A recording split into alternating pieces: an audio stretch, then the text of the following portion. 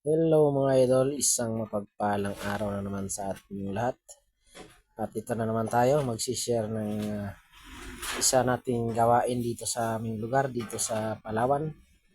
Ito mga pala mga idol ay magsasaking tayo ng aming seaweeds na tuyo. Mga idol, ito ang ginagawa namin idol sa kapag tuyo na yung tamabalang namin o seaweeds, ilalagay sa sako mga idol. Binabayo yan mga idol. Babayuhin mga idol para maging siksik at mabigat hanggang sa mapuno idol. Ito nga pala idol ay pagkatapos sakuhin mga idol, papatimpang idol. Yan, maliban sa babayuhin mga idol, ay apakan yan para maging siksik mga idol. Huwag rin maging sobra idol kasi bawal na ngayon yung sobrang bigat idol. Kailangan hindi lalampas idol ng 80 kilos. 80 kilos pababa lang idol. Yan idol, puno na. At yan mga idol, pag napuno, tatahain yan ang bunga idol.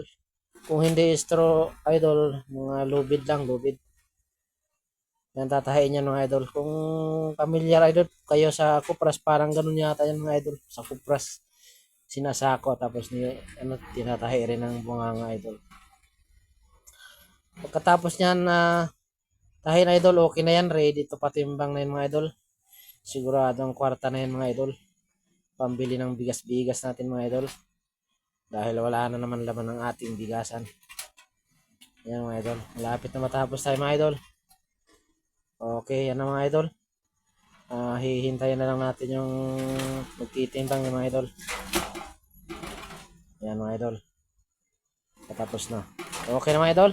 Maraming salamat ulit sa inyong panonood.